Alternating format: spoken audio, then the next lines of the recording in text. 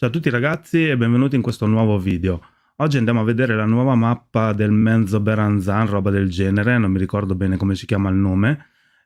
Si tratta ovvero della mod 25 e inoltre andremo a vedere anche i nuovi oggetti che ci sono nella nuova mappa, ok?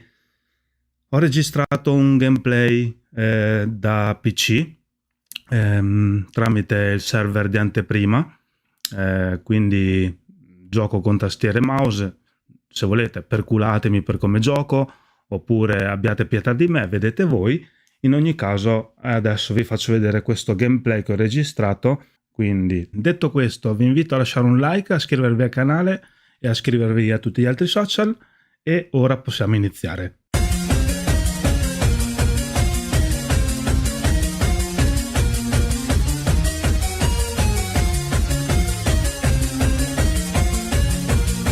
Quindi togliamo la schermata questa qua e applichiamo play a VLC. Come vedete questa è la mappa di viaggio, per così dire. Ho già preso la quest per andare nella nuova mappa e per andare nella nuova mappa, come vedete, al momento sto cercando dove tocca andare, poiché non lo so. In realtà bisogna andare nella mappa del sottosuolo, adesso non mi ricordo male. Esatto, ecco qua, e vedete qui in basso città del Starless, delle stelle, del cielo stellato. Ecco, qui adesso ci sarà tutto il tragitto da fare. Vi ripeto, non so giocare tramite tastiere e mouse. In ogni caso adesso ci sono un po' di nemici da affrontare, alcuni mini boss. Andiamo avanti. Ecco i primi nemici. Vedete che mi muovo molto male, cioè poi sto molto fermo, non so giocare da PC, diciamo che mi arrangio. Comunque andiamo avanti. Io qui adesso smadonno con il PG. Questo è il Warlock DPS. Andiamo avanti, tanto qui è tutta roba che non vi interessa. Andiamo avanti. Questo è il primo mini boss che incontro. Non faccio molto danno, vedete, sono fermo. Non mi muovo, sono proprio passivo.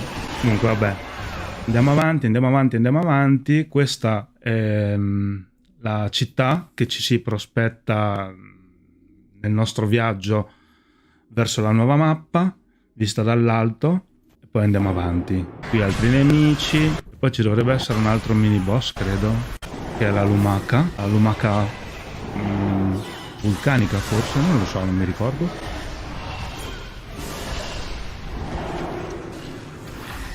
Vedete come mi muovo, cioè molto coordinato.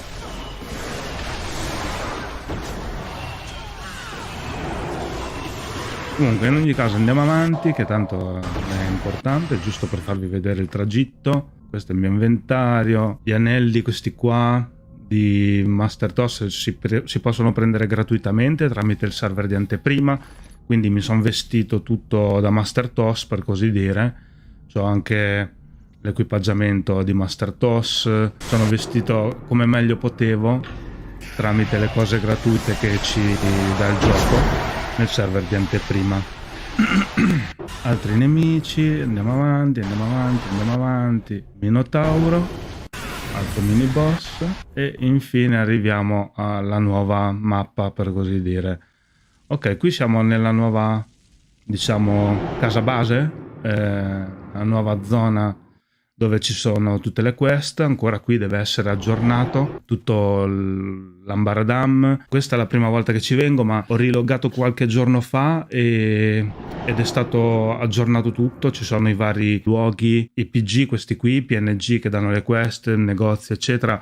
Non sono disposti tutti così, ognuno ha il suo posto nel suo angolino, è tutto arredato e quindi è tutto aggiornato in sostanza. Adesso qui inizio a guardare, qui ci sono i glifi. Allora qua, come possiamo vedere, abbiamo l'Evoca Mascotte, questo è un glifo contro i ragni, poi abbiamo un glifo contro i demoni, questa è la chiave per aprire i forzieri della nuova prova, e poi dopo sotto ci sono i diamanti astrali grezzi.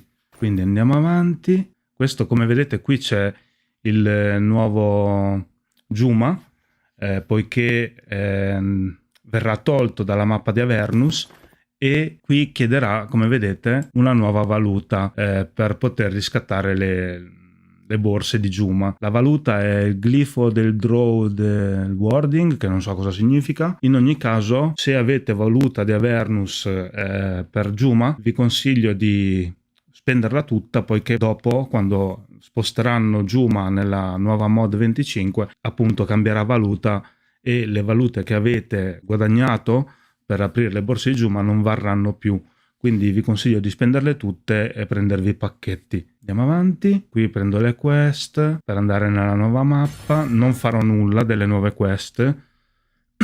Mi limiterò praticamente solo a viaggiare nella nuova mappa, giusto per vedere com'è. E inizio a viaggiare nella nuova mappa. Ok, qui c'è il filmato. Questo è come ci si presenta la nuova mappa.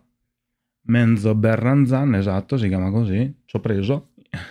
E come vedete già ci sono nemici che io non affronterò, però in sostanza questa mappa è tutta piena di nemici. Soltanto le parti centrali, come vedete questo lungo viale, non ci sono nemici. Non so se i nemici possono venire fino a qui. In ogni caso qui, diciamo, zona più o meno pulita, dove non rischiamo di combattere. Al che torno indietro, poiché la cosa che mi interessa è praticamente vedere i nuovi oggetti che ci dà la nuova campagna. Quindi ispeziono la mappa, vedete tutto questo gran quadratone qua, qui sono tutti i cerchi delle quest che ho preso, e torno qua, diciamo, a casa base. Io la chiamo sempre casa base, non so, accampamento per così dire.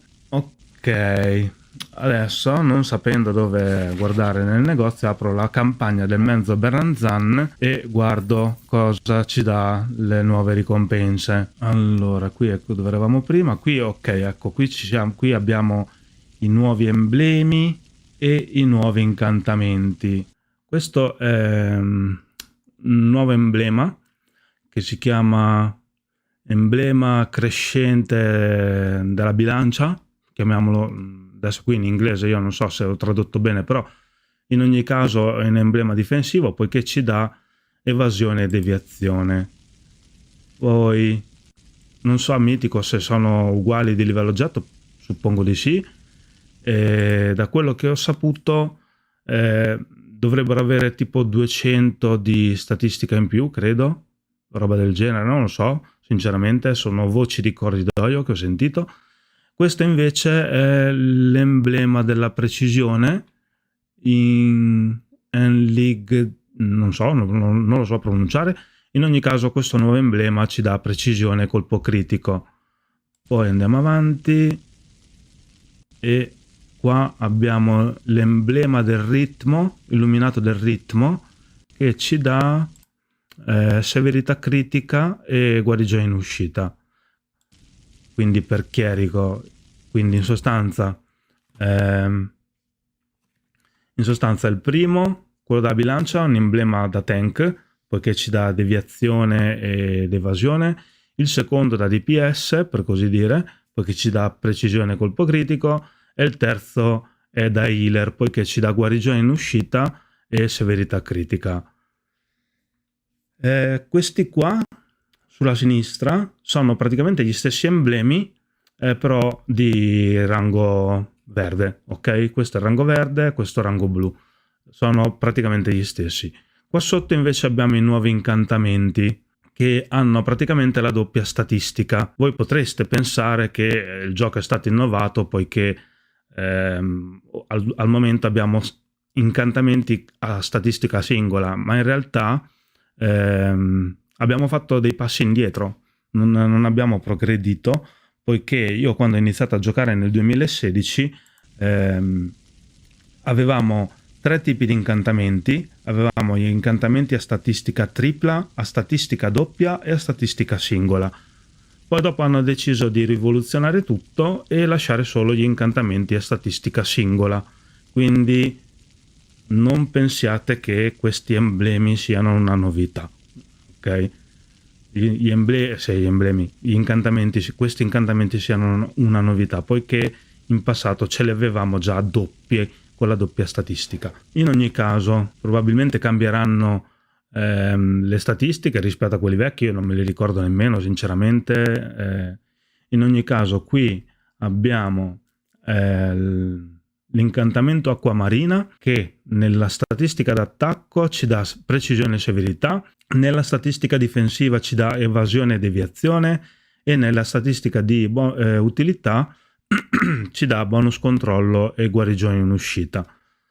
Poi andando avanti torniamo su questo è l'incantamento Zaffiro, che in attacco ci dà vantaggio colpo critico, in difesa consapevolezza e intensità della deviazione, e in utilità forza forte e resistenza controllo. Poi andando avanti ancora, incantamento Rubino, credo, Ruby, in attacco ci dà potere e precisione, in difesa difesa e deviazione, e in utilità forte e guarigione ricevuta. Poi questi sotto qui invece sono i nuovi 3 incantamenti arma.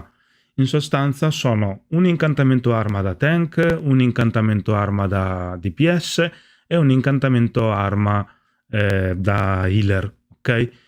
In generale abbiamo praticamente 3 nuovi emblemi, 3 nuovi incantamenti e 3 nuovi incantamenti arma, ok? Allora andiamo a vedere questi incantamenti arma. Ok, il primo, allora questo qui si chiama incantamento dalla luce accecante, credo, poiché è Lightning Flash, e in pratica, allora qui adesso è ancora scritto in inglese, dice i tuoi attacchi garantiscono uno stack di luce, di carica di luce per 10 secondi. Ognuno di questi stack garantisce questo adesso è verde, ragazzi, e dice che ci garantisce o ci fa guadagnare un tot percentuale, che a verde è 0,5, a mitico non lo so sinceramente quant'è, ragazzi, che incrementa praticamente la nostra precisione e colpo critico con un massimo di 3 stack, ok? Il nostro colpo critico ha una magnitudo di 5004, non lo so, forse un 5,4 in più, non lo so come considerarlo questo 5427, perché è tantissimo fondamentalmente. Non penso che sia un 5000 di magnitudo, ragazzi, perché altrimenti veramente distruggiamo tutto, credo. Comunque questo colpo critico ci dà appunto un danno di proporzione, qui dice 5000, mi attengo a quello che dice qua, ma probabilmente sarà di meno, credo, non lo so. In ogni caso questo effetto può attivarsi solo una volta ogni 10 secondi, ok? Come equipaggiamento aumenta i danni del 2%, quindi a mitico i nostri vecchi incantamenti d'attacco ci davano aumento del danno del 10%. Non so a mitico quanto possa cambiare questo incremento di proporzione, e non so a mitico quanto possa essere gli stack di luce che guadagniamo per 10 secondi con un proc di 3 volte, ok? Quindi non lo so, forse potrebbe essere un 1,5, faccio per dire, a mitico. Comunque non lo so, in ogni caso questo è l'incantamento d'attacco che appunto ci dà un cumulo di luce che può accumularsi per 3 volte, e ci dà questa percentuale di incremento di colpo critico e precisione, ok? Inoltre ci aumenta il danno in proporzione e ci aumenta i danni in percentuali che facciamo, ok? Questo è l'incantamento d'attacco. Poi passiamo all'incantamento successivo, che è Refulgent Fortification, non lo so come si pronuncia in italiano, diciamo l'incantamento fortificato, chiamiamolo così, Fortification. In pratica, questo penso sia l'incantamento da healer, poiché qui dice when casting a single target, quando curiamo l'obiettivo, almeno penso sia così tradotto, io non sono una cima in inglese, ma dovrebbe essere più o meno così. In pratica, quando curiamo l'obiettivo guadagna un 1% di velocità di movimento e un 0,2 di riduzione dei danni in arrivo per 6 secondi. Questo avverde a mitico, ragazzi, io purtroppo le percentuali non lo so, poiché non è che lo posso livellare a mitico, nemmeno lo posso prendere, nemmeno lo posso testare. Decrease Treat non so cosa significhi, sinceramente. Potrebbe essere una riduzione della minaccia. Se è così, riduce la minaccia del 4%. Quando curiamo l'obiettivo ha un incremento di velocità di movimento e riduzione dei danni in arrivo per 6 secondi con un massimo di 3 stack. Ok, quindi teoricamente questo incantamento da healer dovrebbe fare queste cose. Ok, andiamo avanti, vediamo l'ultimo incantamento arma, che dovrebbe essere quello da tank. Ok, eccolo. Ok, questo qui riduce i danni in arrivo in percentuale. A mitico, ripeto, le percentuali e i valori delle proporzioni non li so, però qui dice del 2% a verde, quindi appena preso. Placing a living next, non so cosa significa. Non so se sinceramente, ragazzi, cosa significhi sta roba. Purtroppo non ne sono in grado di tradurlo, quindi aspettate un attimo che usiamo Google Traduttore, ovvero Google Lens, perché sono abbastanza impedito. Allora, vediamo se riesco a tradurre staffare. Ok, l'ho tradotto, vediamo cosa dice. Quindi in sostanza sto incantamento ci riduce il danno in arrivo, marchiamo i nemici che ci colpiscono infliggendo danni in proporzione e ogni nemico marchiato da questo incantamento ci aumenta la minaccia che creiamo con il nostro tank, ok? Questi in sostanza sono gli incantamenti d'attacco, da healer e da tank. Dunque questo qui, allora io ho equipaggiato questo, cappotto dell'incursione della Vergine Oscura, che praticamente è un pezzo di Master Toss. Questo qua invece è un nuovo pezzo che ci dice che ci dà vantaggio in combattimento, severità critica, statistica 1500, statistica combinata 1800, e quando abbiamo uno scudo di punti ferita temporanei i nostri poteri a distanza sono incrementati del 5% di danno. Non so sinceramente dove si prenda sta roba, per sentito dire dovrebbero prendersi con la nuova trial. Poi andiamo a vedere che altri pezzi controllo. Non li controllo tutti, ragazzi, perché ce ne sono una marea. Allora, queste braccia ci danno colpo critico 1500, difesa 600, intensità della deviazione 900 e statistica combinata 1800.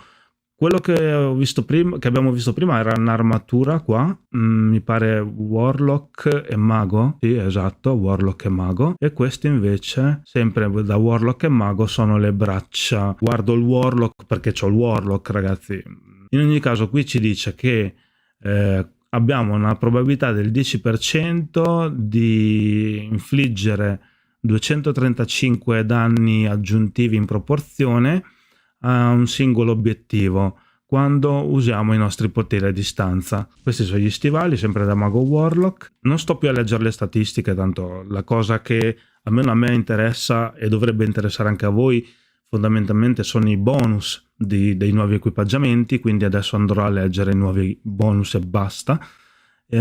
Questi stivali ci dice che quando i nostri punti azione sono meno dell'80%, la nostra gravità critica è incrementata di 5,5%, ok? Sempre per Mago e Warlock. Allora, adesso scorro giù. Dunque, questi qui sono... Allora, Brigand Arte Assassin Litters. Dunque, quindi è questo oggetto qui. Allora, questo oggetto qui è un'armatura, c'è scritto qua sotto. Questa armatura è per ladro, chierico, bardo e ranger. Wow. Dunque, allora, guadagniamo l'1% di colpo critico per ogni giocatore che è nella nostra squadra, quindi equivale a un 5% di colpo critico in totale, e quando ci muoviamo, in movimento guadagniamo il 4% di severità critica. Allora, questo qui Warlock Bardo è un'armatura, ci dice guadagniamo un'aura che diminuisce la difesa del nemico, consapevolezza ed evasione critica del 3,5% per ogni nemico che resta entro 10 piedi da noi. Multipli di questa aura non si possono sommare, ok? Allora, questo qua probabilmente sono questi qui, Brigand Arte Assassin Longbots. In pratica sono gli stivali sempre per ladro, chierico, bardo e ranger. Ci dice che guadagniamo l'1% di velocità di ricarica per ogni nemico con cui stiamo combattendo, con un massimo di 100, come 100? Forse sarà la distanza, 100 piedi, non lo so. Comunque, massimo degli obiettivi che ci incrementano la velocità di ricarica sono 10, quindi equivale a un 10% di velocità di ricarica per ogni nemico che affrontiamo in battaglia, ok? Questi sono gli stivali sempre per ladro, chierico, bardo e ranger. Andiamo avanti. Questo è un elmo per warlock e bardo. Praticamente ci aumenta, da healer, praticamente ci aumenta la performance, tessuto dell'anima e non lo so, quell'altro cos'è. Comunque massimo 15%. Questo elmo è per warlock e bardo. Poi andiamo avanti. Allora, questi stivali sono sempre per warlock e bardo. Allora, guadagniamo da 1500 a 15.000 di cura in uscita. Questa è statistica, non percentuale, per ogni nemico che affrontiamo in battaglia, con un massimo di 10 target, ok? Quindi 1500 di guarigione in uscita di statistica per ogni nemico, con un massimo di 10 nemici, che appunto equivale a 15.000 di cura in uscita. Quindi andiamo avanti, vediamo cos'altro guardo. Queste braccia, sempre warlock bardo. Allora, ogni qualvolta subiamo, credo sia, subiamo un danno per più del 10% dei nostri punti ferita in un singolo colpo, veniamo teletrasportati indietro di 25 piedi e guadagniamo il 3% di cure in uscita e cure in arrivo, e generiamo meno minaccia per 10 secondi. Non è che mi entusiasmano queste braccia. Warlock e bardo. Allora, questo qui è un elmo sempre warlock bardo. Allora, questo qui, Brigandarte Mauler's Gauntless, sono braccia per barbaro e guerriero. Ci dice che praticamente guadagniamo 375 di precisione per 10 secondi quando colpiamo un nemico.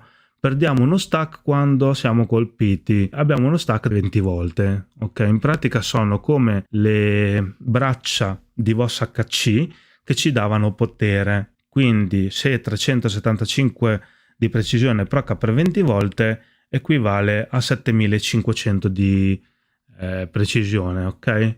Allora, queste qui sono gli stivali per barbaro e guerriero. Quando siamo sotto i 25 piedi, il nostro potere è incrementato del 5%. Entro i 25 piedi dall'obiettivo, il potere aumenta del 5%. Questi sono i piedi per il barbaro e il guerriero. Ok, qui questo è paladino, barbaro, guerriero, quindi questo è da tank. Quando subiamo, credo, danno da vantaggio in combattimento, abbiamo il 20% di probabilità di incrementare la nostra consapevolezza e la gravità, l'intensità della deviazione per il 5%, del 5% per 8 secondi. Massimo 15 secondi di ricarica. Quindi questo affare qua dura 15 secondi. Poi dobbiamo di nuovo risubire danno da vantaggio in combattimento. Ok, cambio pagina e qui praticamente ci sono le armi mitiche che si prendono con la nuova trial. Le armi sono tutte uguali, quindi non le sto a vedere tutte, vi dico semplicemente il bonus di queste armi. Allora, in pratica queste armi qui cosa fanno? Sono tutte uguali per tutte le classi e il bonus di queste armi ci dice: infliggiamo o curiamo fino al 5% di danni aggiuntivi in base alla differenza di percentuale dei punti ferita tra il giocatore e l'obiettivo. Ok, quindi praticamente funziona come il vecchio set di Orcus o il vecchio set della volta stellata. Poi ci dice: a noi o ai nostri alleati vicini viene concesso il seguente potere a seconda del nostro ruolo. Ok, quindi per DPS abbiamo un 1% di danno in uscita, per il tank abbiamo l'1% di danni meno ricevuti e per l'healer abbiamo l'1% di cure in uscita, ok? Questo effetto può accumularsi fino a 5 volte, quindi equivale a un 5% di danno in uscita per il DPS, 5% di danni meno ricevuti per il tank e 5% di danno di cure, scusate, per l'healer. quando praticamente si accumula 5 volte questo effetto. Ah, ok, quindi praticamente queste armi funzionano come le armi Mastercraft, ovvero le armi fatate, le armi magistrali.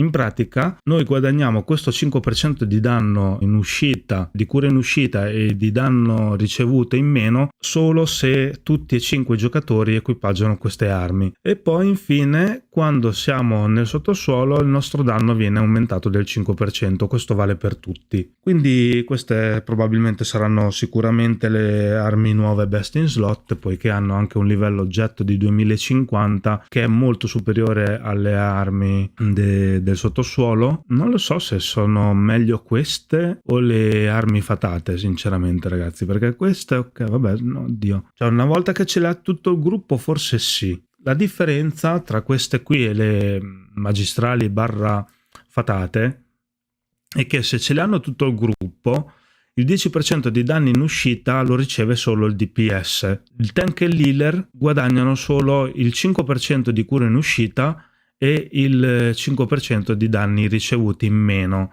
Non sono più un 10% di resistenza al danno e non sono più un 10% di cura in uscita. Praticamente per i due support saranno un 5% di resistenza al danno e un 5% di danno in uscita per il tank. Per l'healer invece saranno 5% di cura in uscita e 5% di danno, ok? Quindi sono leggermente diverse da le armi Mastercraft fatate magistrali. Non so se vale la pena, perché da support sinceramente di infliggere il 5% di danno non mi interessa, cioè preferisco ricevere il 10% di danni in meno, questo da tank, e mentre da healer preferisco fare il 10% di cura in uscita piuttosto che il 5 e il 5% di danno. Non mi interessa proprio. Quindi diciamo che queste qui sicuramente fanno gola ai DPS perché non gli cambia nulla, poiché il 10% lo guadagnano lo stesso, questo soltanto se sono nel sottosuolo il 10%, se sono da un'altra mappa sarà il 5%, ok? Quindi in generale secondo me sono meglio, se vogliamo infliggere il 10% di danno, il 10% di cura in uscita e ricevere il 10% di danni in meno, sono meglio le armi Mastercraft, ok? Però queste qui sicuramente faranno gola ai DPS e anche anche al tank e all'healer in ogni caso, perché comunque hanno un livello oggetto più alto, hanno statistiche più alte, comunque anche soltanto a livello di collezione, per così dire, sono armi che si vogliono avere, ok? E infine adesso andiamo nell'altra schermata dove praticamente potremo vedere gli oggetti di Master Toss che si possono raffinare a mitico. Come vedete questi sono gli oggetti di Master Toss che si prendono appunto facendo il Tempio del Ragno Master, e con questa nuova campagna sarà possibile aumentarli per portarli a mitico. Come vedete qua per esempio per l'elmo il bonus, questo è il leggendario della mod 24 Master Toss che si prende appunto dalla campagna. Il bonus ci dice che quando uccidiamo un nemico otteniamo l'1% di punti azione, mentre per l'oggetto mitico questo bonus viene aumentato, cioè in sostanza non viene aumentato solo il livello oggetto, ma vengono aumentate anche le statistiche e la percentuale del bonus, ok? Quindi a mitico, per esempio, questo elmo invece di farci guadagnare l'1% di puntuazione ce ne fa guadagnare il 3%. Vediamo qualche altro oggetto tipo l'armatura. Ecco, anche l'armatura per esempio ci dice che al leggendario infliggiamo il 5% di danno, mentre a mitico il 6% di danno. Poi andiamo avanti. Queste sono le braccia. Quando infliggiamo un colpo critico abbiamo un 10% di probabilità di infliggere 150 danni in proporzione, mentre a mitico sono 175 di danno in proporzione. Poi, allora, l'elmo. Ok, adesso io qui non sono healer, però qui ci dice il 20% di rigenerazione della divinità, della performance e del tessuto dell'anima mitico, ok? Non mi ricordo sinceramente al leggendario quant'è. Mi sa che non c'è nient'altro, sinceramente. e poi niente, basta, è finito, il menu è finito e torniamo alla schermata iniziale, ok? Inoltre sappiate che con la nuova campagna abbiamo anche il nuovo lockbox, ovvero il nuovo forziere da aprire con le chiavi incantate, che praticamente dovrebbe essere questo qua, questa patch qua, credo. E in questo lockbox, in questo nuovo forziere, abbiamo questa cavalcatura mitica, che a me non piace, ci dà praticamente un'aura, vantaggio in combattimento e difesa e precisione, da quello che ho capito. Andiamo a tradurre con Google Traduttore, anzi con Google Lens, poiché non sono in grado di tradurlo. Allora, questa nuova cavalcatura praticamente, evocando la lucertola, rilascia un potente grido di guerra, incoraggiando il tuo gruppo per i successivi 15 secondi. Praticamente tutti gli alleati ottengono 4,8% di vantaggio in combattimento e difesa e otteniamo anche il 4,8% di precisione. Come potere equipaggiamento abbiamo vantaggio in combattimento e consapevolezza per noi e per i membri del nostro gruppo. Questo entro 80 piedi, quindi abbiamo quest'aura che ci dà vantaggio in combattimento e consapevolezza, mentre le aure che attualmente usiamo sono l'aura mistica e l'aura runica, che ci danno potere precisione e potere, non mi ricordo, mi sa potere consapevolezza. Più alleati che usano quest'aura accumulano. Ok, quindi qui ci dice che possiamo equipaggiare più aure di questo tipo, però per esempio se equipaggiamo un altro giocatore equipaggia quest'aura, otterremo il 50% di questi effetti, ok? Quindi se l'effetto è di 1000, qui dice di 1451, con un secondo giocatore che equipaggia quest'aura andiamo a guadagnare praticamente 725 di questa statistica. Se un terzo giocatore equipaggia quest'aura andiamo a guadagnare 362, ok? E via dicendo.